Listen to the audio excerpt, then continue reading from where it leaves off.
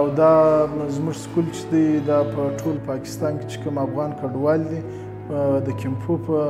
توګه که ورته وګورو هلته د انجونو های سکول نشته واحد های سکول دی چې دلته انجونې زده کړه کوي او دا وخت 1100 سټوډنټان لري چې په 1100 کې 600 انجونې دي او 1500 هلکان دي نو د دې سکول خاصیت دا دی چې موږ د دې سکول څخه 215 انجونې د باروي څخه فارغه کړي دي او خصوصا دلته چې زموږ په کیمپ کې 6 سکوله دي هغه سکولان نو اکثره ټیچران چې دي هغه د دې سکول څخه فارغ شوي دي د همدا سټوډنټان هلته ټیچینګ کوي او بله خبره دا ده چې زموږ په پنډغالي کې د انجونو تعلیم یا زموږ په معاشره کې د انجونو تعلیم ډیر عار ګڼل کېده یا شرم ګڼل کېده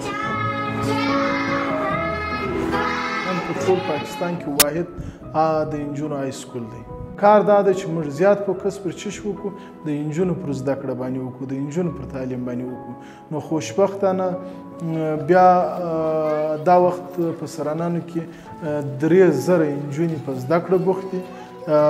په نسبت د نورو کیمپو حتی د یوازې د یوه سکول انجونې هم په بسته کیمپ کې نشته حالانکه دلته 3000 انجونې دي شروع دي او مخته روان دي اوس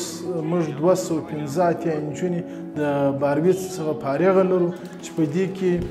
تقریبا 440 انجونې ټیچینګ کوي په دغه کیمپ کې او 3 په افغانستان کې د دغه سکول څخه فارغه انجونې میډیکل ټیکنیشن یې کړی دی